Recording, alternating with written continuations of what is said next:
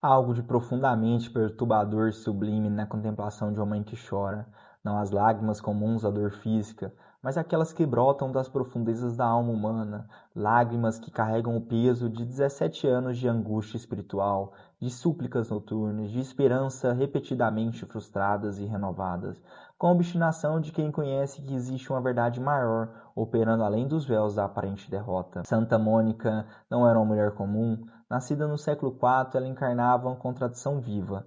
A fragilidade feminina de sua época, unida a uma força espiritual que desafiava os próprios céus. Seu nome, derivado do grego monos, único, solitário, profetizava o isolamento heróico de sua missão maternal. Agostinho não era meramente um jovem rebelde, era um gênio atormentado que se lançara nos abismos da filosofia pagã, do maniqueísmo e dos prazeres carnais com a mesma intensidade com que mais tarde abraçaria a santidade. Aos olhos de Mônica, ele representava simultaneamente sua maior glória e sua mais profunda cruz, reflexo da própria condição humana diante do divino. 17 anos, 17 longos anos de vigílias, de joelhos feridos pelo mármore frio das igrejas, de olhos inchados pelas lágrimas derramadas em segredo. Que força misteriosa sustenta a alma humana através de tal calvário? A resposta não reside na psicologia comum, mas naquele território misterioso onde a fé humana encontra a graça divina, criando uma alquimia espiritual capaz de transformar o chumbo da desesperança no ouro da perseverança mística. Mônica não orava como quem pede um favor, orava como quem participa de um combate cósmico. Cada Ave Maria era uma espada desembaiada contra as forças das trevas que disputavam a alma de seu filho. Cada lágrima derramada era uma oferenda no altar invisível, onde se decidem os destinos eternos. Ela compreendera com aquela intuição profética que às vezes ilumina os corações maternos, que a conversão de Agostinho não era apenas uma questão pessoal, mas um evento de significado universal.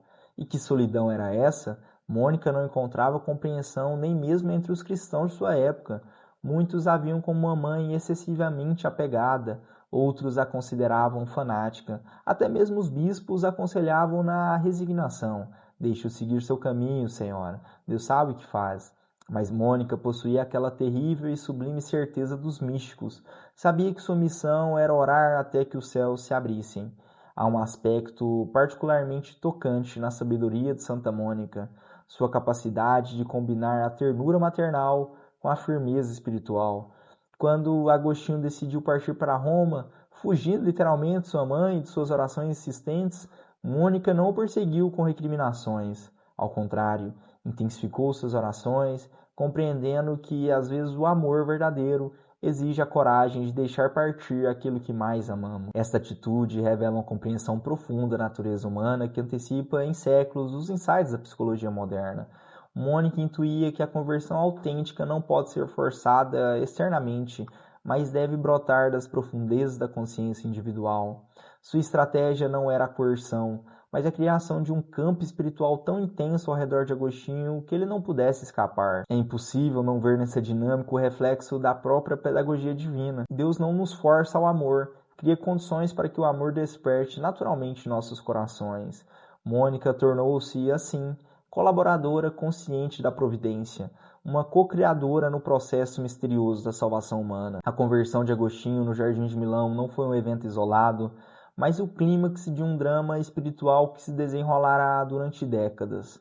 Quando ele ouviu a voz infantil cantando "Toma e lê", e abriu as escrituras na passagem de São Paulo sobre abandonar as obras das trevas, algo muito mais profundo estava acontecendo. Era como se todas as orações de Mônica, acumuladas durante 17 anos, tivessem criado uma pressão espiritual tão intensa que finalmente rompeu as barreiras da resistência humana. O próprio Agostinho, em suas confissões, reconheceria mais tarde o papel fundamental das lágrimas maternas em sua conversão. Pereceu o filho daquelas lágrimas, escreveria ele, referindo-se à morte de seu antigo eu pagão.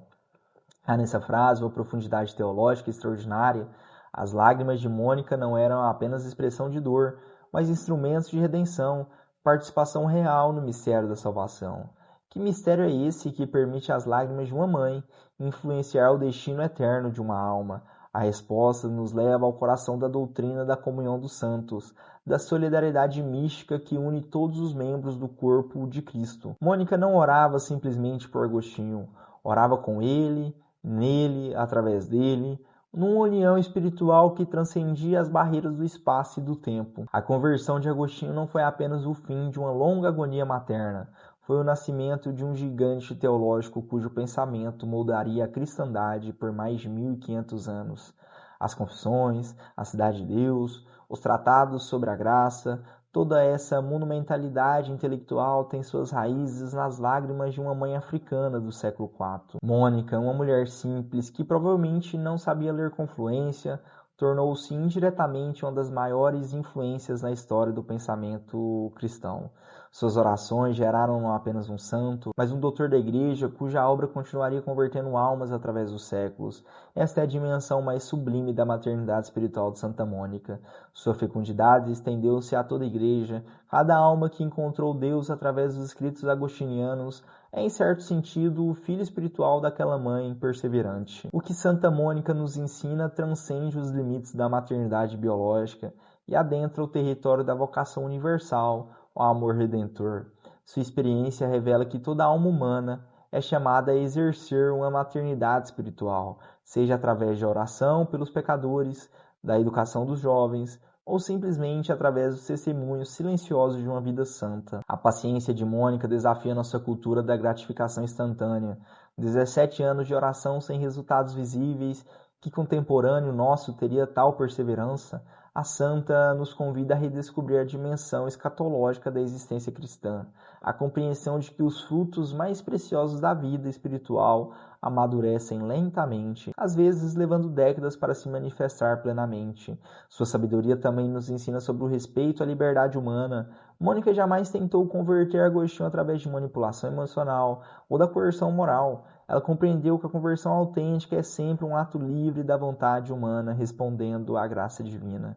Sua única arma foram as lágrimas e as orações, instrumentos aparentemente frágeis, mas que se revelaram mais poderosos do que todos os argumentos filosóficos. Quando contemplamos a figura de Santa Mônica, não vemos apenas uma mãe dedicada ou uma cristã exemplar. Vemos um ícone da própria Igreja em sua dimensão maternal, gerando filhos para Deus através da oração, do sacrifício e do amor perseverante.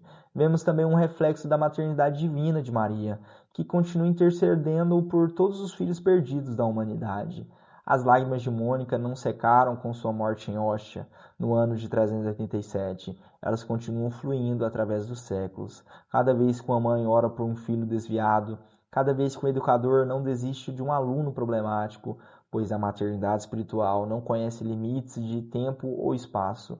É uma participação na própria fecundidade divina, uma colaboração consciente na obra da redenção universal. O legado de Santa Mônica nos lembra que nenhuma oração é perdida, nenhuma lágrima é derramada em vão, nenhum ato de amor passa despercebido aos olhos de Deus. Sua história é um hino à esperança cristã, um testemunho de que a graça divina pode triunfar sobre resistências mais obstinadas, de que o amor materno pode mover montanhas e abrir o céu. Em nossa época de ceticismo, desencanto, quando tantos pais se sentem impotentes diante dos desvios de seus filhos, Santa Mônica surge como um farol de esperança. Ela nos sussurra através dos séculos que vale a pena perseverar, que vale a pena chorar, que vale a pena orar, porque do outro lado de nossas lágrimas, Deus está preparando milagres que nossa imaginação não pode conceber. As lágrimas de Santa Mônica geraram não apenas um santo, mas uma civilização cristã. Que frutos nascerão de nossas orações perseverantes? Que santos estão sendo gestados em nossos corações através da oração e do sacrifício? A resposta está escrita no coração misericordioso de Deus, que nunca despreza as lágrimas de uma mãe, nem ignora as súplicas de um coração que ama.